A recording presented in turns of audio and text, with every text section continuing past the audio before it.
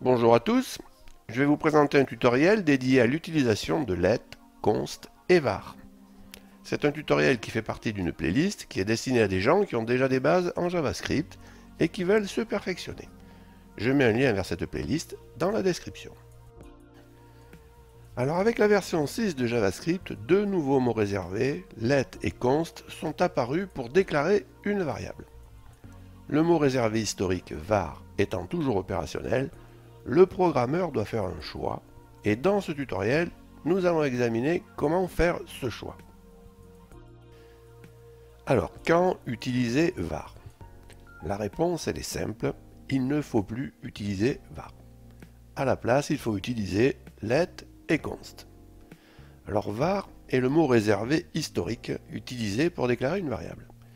Il présente un certain nombre de défauts, certains sont corrigés par l'utilisation du mode strict, mais la solution préconisée à partir de S6, c'est d'utiliser let et const. Alors ceci dit, var a été utilisé dans pas mal de codes qui existent encore. Vous pourriez avoir besoin de lire, d'utiliser pour récupérer un de ces codes, et vous pourriez encore avoir besoin de travailler avec var. Donc il faut encore savoir comment fonctionne var, ça peut être utile.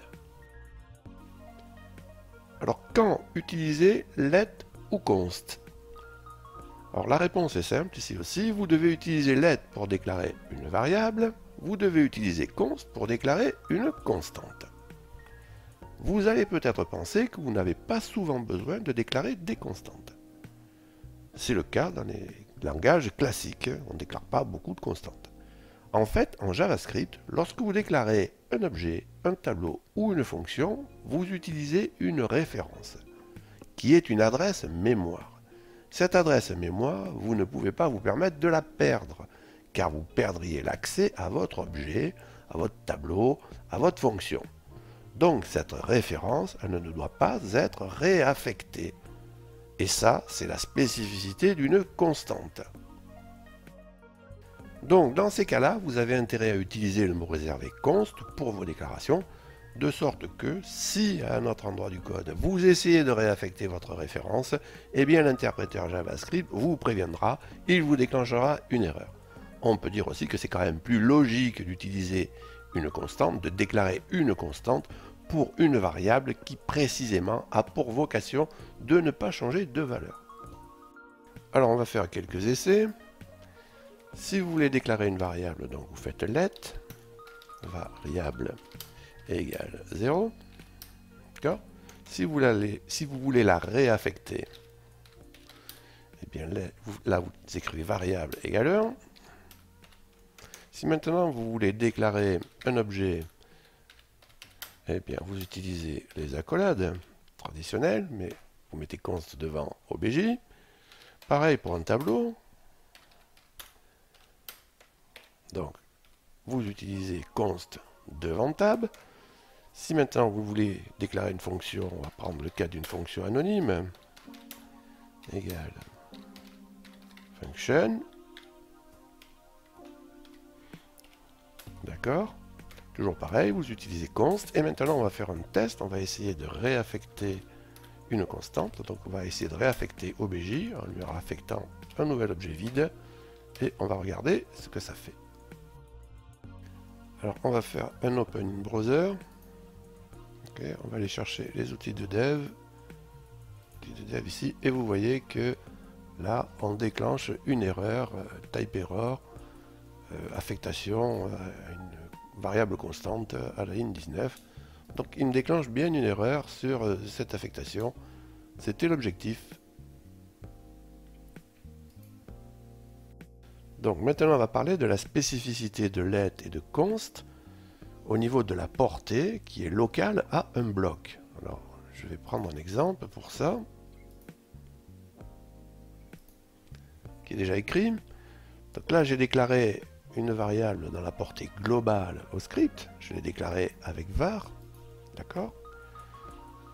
J'en déclare une autre ici dans une fonction, d'accord. Et avec var, je n'ai que deux portées possibles, une portée locale à la fonction et une portée globale, d'accord. Si je déclare ici var dans un bloc, eh bien, var est visible à l'extérieur du bloc. D'accord? Je vais faire ici un Open Browser. CTRL SHIFT I, et vous voyez que j'ai encore accès à la valeur de la variable qui était 0. D'accord? Si je mets un let ici, je remplace, et que je refais la même chose, eh bien vous allez voir que je déclenche une erreur. D'accord? La variable bloc n'est pas définie. Donc elle n'est pas définie, elle n'est pas visible à l'extérieur du bloc. Ok? C'est la spécificité de S6 avec la portée au niveau du bloc et l'utilisation de let et const dans le bloc. Alors bien comprendre const. Alors, quand vous déclarez un objet avec const, comme ici, const obj égale la double accolade. Donc, obj est un pointeur. Ce pointeur-là pointe vers une adresse mémoire. Vous ne pouvez pas changer cette adresse mémoire. Vous ne pouvez pas la mettre ailleurs. Ok? Par contre, ce qui est dans la mémoire ici, vous pouvez changer le contenu de la mémoire. Ok? Donc on va faire un exemple. Alors, on va reprendre ce petit script-là en édition avec Sublime. D'accord? Et je vais maintenant rajouter ici à obj une propriété propre. Et je vais lui mettre une valeur.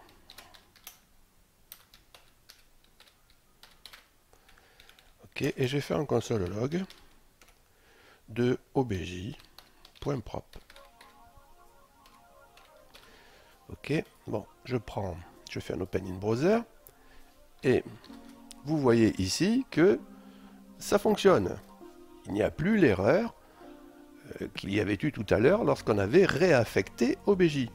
Alors pourquoi on n'a plus cette erreur? Eh bien ici, typiquement, en ajoutant la propriété propre, on modifie le contenu de l'objet pointé ici par obj. D'accord? Et puis vous voyez bien qu'on n'est pas en train de réaffecter obj, on est en train d'affecter propre ici. Ok? Rien d'autre. Donc plus de problème avec const. Ok?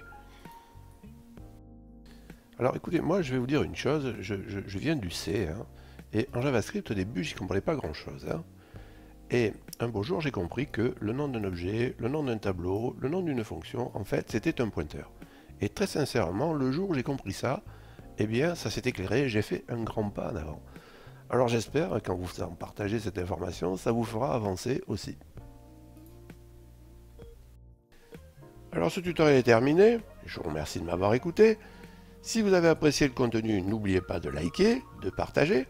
Si vous voulez être prévenu des nouvelles mises en ligne, je vous rappelle que vous pouvez vous abonner à cette chaîne. Et dans ce cas, n'oubliez pas d'activer les notifs. Salut et à bientôt!